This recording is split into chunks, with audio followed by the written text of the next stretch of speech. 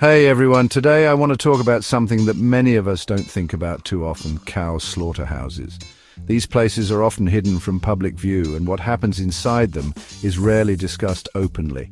Whether you're a meat eater or not, we all need to know what goes on behind the scenes. It's important to understand the full impact of our dietary choices, not just on our health, but also on the animals and the environment. Now let's start with a common misconception.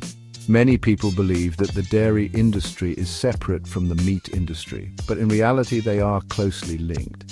Even if you don't eat meat, you might think drinking or using milk is part of a vegetarian diet.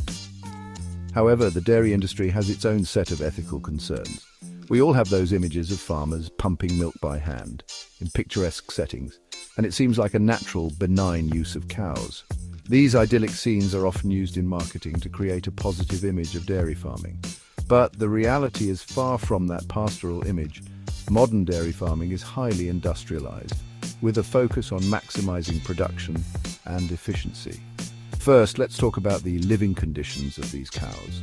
They're often kept in confined spaces with little room to move or engage in natural behaviors. Most of them are raised in confined spaces, unable to move freely or express natural behaviors. This confinement can lead to severe physical and psychological stress. This leads to both physical and psychological stress for the animals. They may develop health issues, and their overall well-being is significantly compromised. Imagine being cramped in a small space for your entire life. It's a distressing thought, but it's the reality for many dairy cows. And then there's the issue of their treatment. Cows are often subjected to rough handling and painful procedures. Cows are often subjected to painful procedures like dehorning and tail docking, usually without any pain relief. These procedures are done to make handling them easier and to prevent injuries, but they cause immense suffering. These practices are done to make handling them easier and to prevent injuries, but they cause immense suffering. The pain and distress these animals experience is often overlooked in the pursuit of efficiency. When it comes to milk production, cows are artificially inseminated to keep them constantly pregnant and lactating. This cycle of pregnancy and lactation is exhausting for the animals.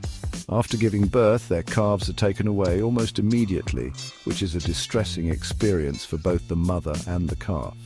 The bond between a mother cow and her calf is strong, and this separation causes significant emotional pain.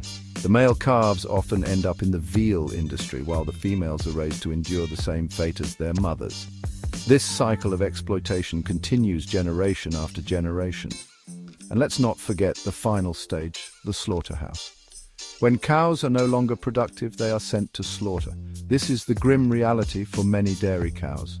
When cows are no longer productive, they are sent to slaughter. The journey to the slaughterhouse is often stressful and frightening for the animals. The process is often quick and brutal, with little regard for the animal's suffering.